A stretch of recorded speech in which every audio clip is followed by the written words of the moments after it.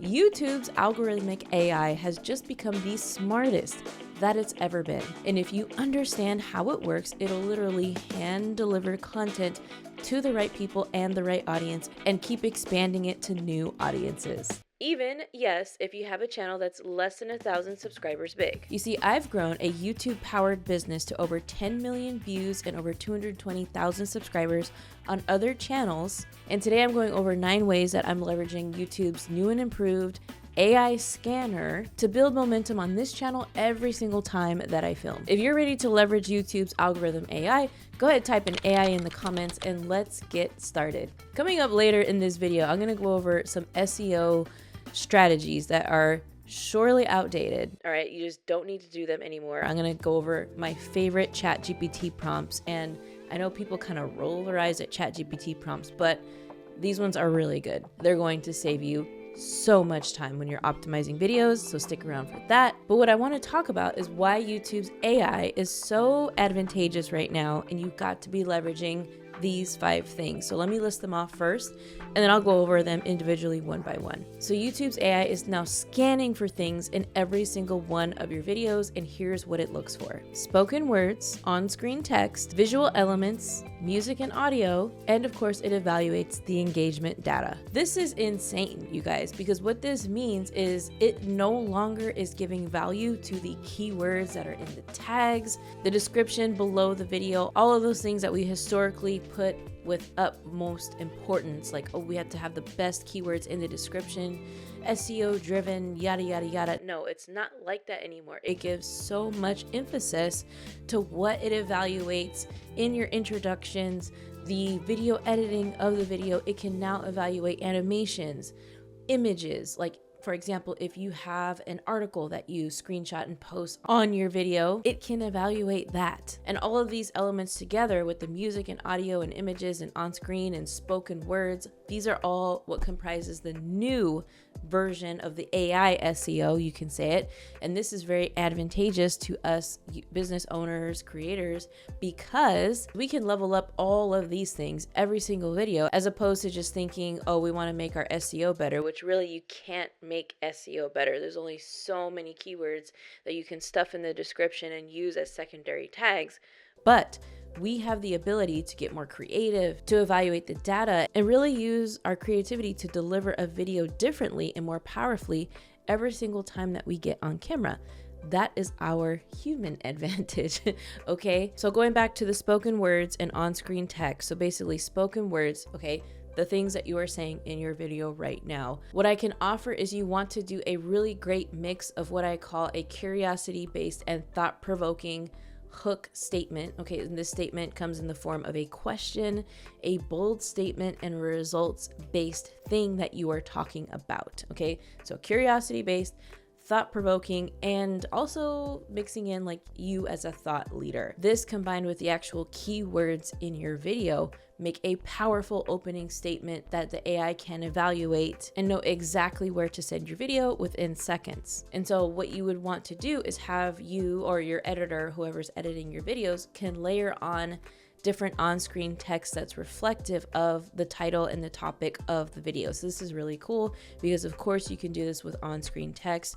You can include a slide from a presentation, a really cool image, different animations and overlays, and B-rolls and graphics. So this all matters now, okay? Whereas of course video editing mattered before, but it was never taken into account with being algorithmically in your favor, you know what I mean? And for the visual elements as well, so this is like the third bullet point, the visual elements, this is really cool because think of this as like a ChatGPT, where you know how if you're using ChatGPT correctly, you need to feed it your data. So you need to feed it your tone of voice, you have to feed it examples of how you talk so that it can evaluate the mood, it can evaluate the tone, all of these things. So now YouTube's AI is evaluating those things in your videos. So it's evaluating the mood of your videos. Do you have a darker background?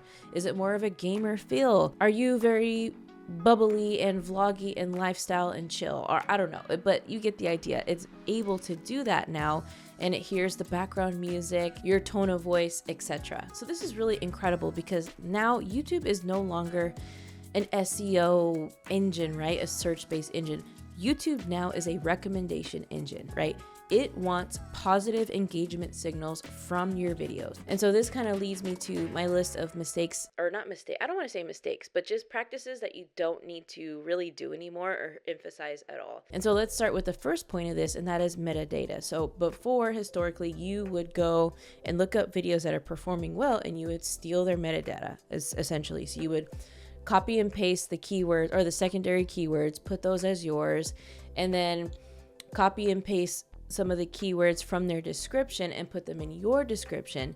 And I think this used to be something that really mattered back in the day. I mean, I used to do it, definitely, but now people are even posting more and more without anything in the description, without secondary keywords, because it doesn't matter. Like, if it mattered less a couple of years ago, it matters way less like right now. Okay, I still believe that if you're a channel of less than 1,000 subscribers or still getting going, I believe that it is still important to put keywords. It's just best practices. Okay, it's important to put the keywords in the tags, etc. But the cool part about it now is you don't need to sound like a robotic mess and just stuffing keywords in the captions. Like, you can create really amazing, authentic, human sounding captions, right, that sound like your voice in the description, as opposed to putting an awkward, keyword based description in there just for the sake of stuffing as many keywords as you can in a paragraph to put a caption for your video. The other thing you don't need to do anymore is name the file of your uploaded video, like the actual MP4 file. You don't need to name it the video title anymore. Like, it just does not matter. So before, you would take a file name and name it 10 ways to save my marriage for couples or whatever, basically the title of the video, so that it would send signals to the algorithm that, oh yeah, this matters. Like, no, that doesn't. Just don't even. If you want to do it for file organization and storage, that's one thing, but you really don't need to do it anymore. The next thing you don't need to do anymore, just for the sake of checking it off the list, is distributing the link of your YouTube video to different platforms. All right, historically, well, not historically, but even still, you can share your YouTube video link directly and link it to any social media like Facebook, Reddit, LinkedIn, I think Instagram, but you can see it's still there. Like, when you click share on your channel, it pops up and it has all these different platforms and options. Now, honestly, I was still doing this. I'm like, let me just share to my Twitter that I've never used in my life just to get algorithm points, and it doesn't matter anymore. The YouTube algorithm's not like, oh, she distributed this link on 10 different platforms, we're gonna push it out more. No, because basically what you got to do is think algorithm and replace the word algorithm with audience, right? Because if the audience doesn't give a damn and they're not watching their video or your videos and they're not engaging, it's like, it does not matter. So, but let me just say, if you are posting to a platform where you are getting a lot of engagement, so if you post it to your LinkedIn and it gets likes and people are clicking from your LinkedIn to YouTube and watching, that's a good thing, right? Same thing with email blasts. So I would say continue doing email blasts, because chances are if you build up your email list, people are going to most likely engage positively with the announcement of the new video that you sent to your email list, okay? But if you're just posting your YouTube video to a dead Facebook fan page and it's just getting, nothing, no engagement, just crickets, just don't do it. So now the YouTube Studio also has these two great areas in the studio that help you mastermind for your next title. And I currently use these. There's the inspiration section where you can put in a topic. Like, for example, if I go to my YouTube Studio in the inspiration tab and type in YouTube AI or something, it'll spit out a bunch of,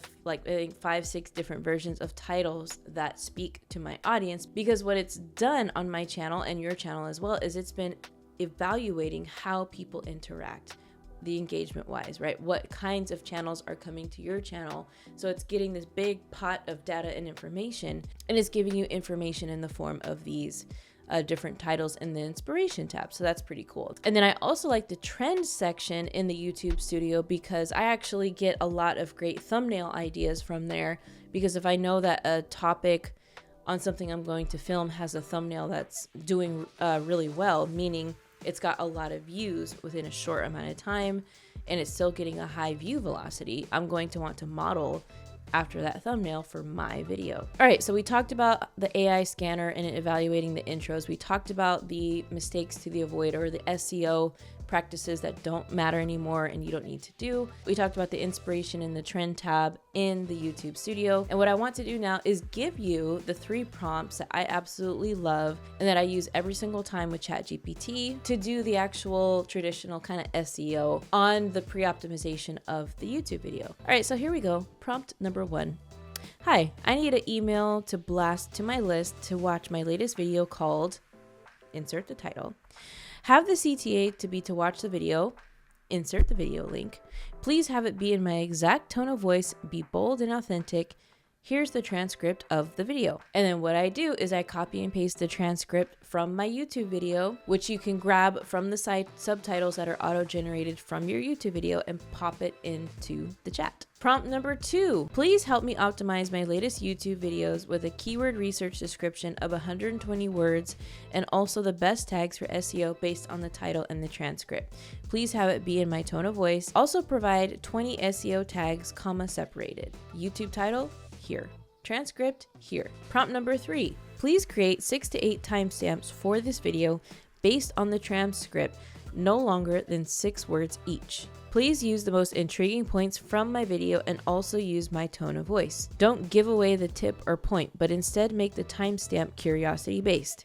Here's the transcript of my video. So, warning and disclaimer, please make sure that you feed the chat the information it needs before you are giving it these prompts. If your chat does not know how you speak or talk beforehand, it's just gonna sound like generic AI written language. Okay, you don't want that. You want to feed your chat everything you have, your webinars, your emails that you've written before, authentic pieces of content that you have written in order for these prompts to really be magical. Okay, all right, so if you enjoyed this video, you definitely want to check out the one coming up next, all about committing to YouTube for the next 90 days in order for it to change the trajectory of your life and business. Go ahead and click right here and I will see you on that video.